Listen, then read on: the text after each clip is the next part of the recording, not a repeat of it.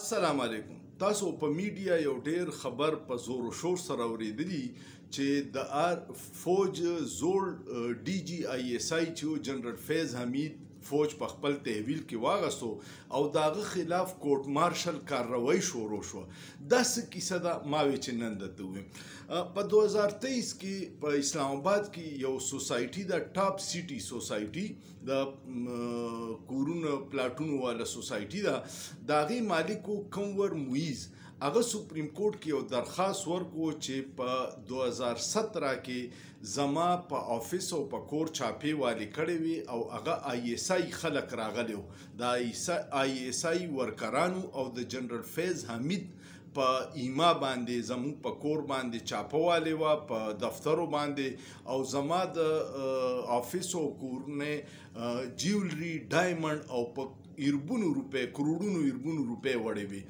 دا خبر چې میډیا کې رپورټ شو نو بیا د مویز کنور مویز چې داغه باندې اف آی آر درج کو د عسکري 6 نه عسکري 13 نه داغه گرفتاری شو کړه او د دهشتګردۍ اف آی آر په درج شو چې د سره وسله وا او دهشتګردي وا. هغه عدالت بیا وی سره ثبوت نه نو عدالت ولا ضمانت ورکو. دا کیس چې اوس کله سپریم کورټ ته راغی نو سپریم کورټ جج چیف جسټس صاحب وی چې دا خو ډیر سیریس مسله ده او دا وزارت دفاع سره رابطه کول پکار دي. بیا چې کورټ اف انکوایري وشوه نو دا ډیر خبرې پکې ثابت شوې نو په دې وجه باندې دا گرفتاری نه وشوه او د فیض حمید خلک وایي چې په اسلام آباد کې یو ښځه وه زاهده جاوید نوم هغې او شکایت کړی چې زما په ځمکه باندې دې خلکو قبضه کړې ده نو ما له دې دا ځمکه د دوی نه راخلاصه کړي.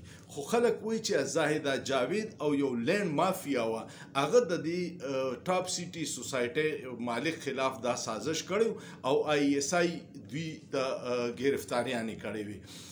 بل په الزام د آی اس پی آر چې کله ته پریس ریلیز وګوري نو هغه کې دوه الزامات دي. یو د ټاپ سیټي د دې معاملې دی او یو دا ده چې د ریټایرمنټ نه پس هم د په ډیرو معاملو کې ګوتې والي. نو دغه څه دي دا به وروسته پته لګي. خو دا د پاکستان په تاریخ کې په اول ځل دی چې یو دومره های لیول رینک جرنیل گرفتار شو او مخکې د فوج په خپل دننه یو د اعتصاب نظام دی هغوی هغه کوي خو چېرې دومره اډورټایز کړی نه دی.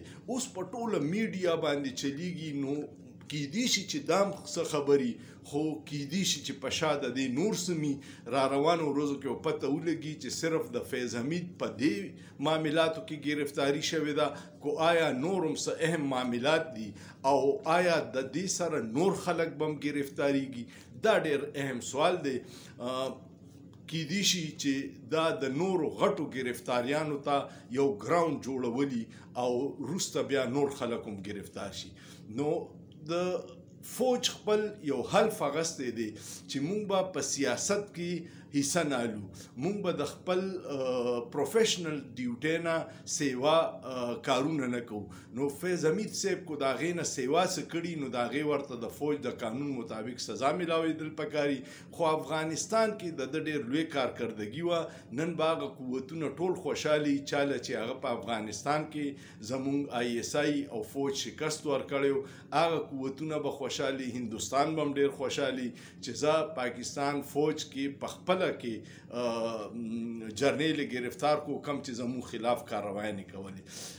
الله دې داسې وکړي چې پاکستان په محفوظ اللاسو کې. پاکستان یو ډېر ښکلی ملک دی. مضبوط فوج مونږ له ډېر ضروري دی او هر اداره کو د خپل مینډیټ کې دننه پروفیشنل ډیوټي وکړي نو دا د پاکستان د بقا دپاره ډېره ضروري ده. ستاسو څه خیال دی؟ کمنټ پې وکړئ او سوچ پې وکړئ. په سوچ کې څه ګناه نشته.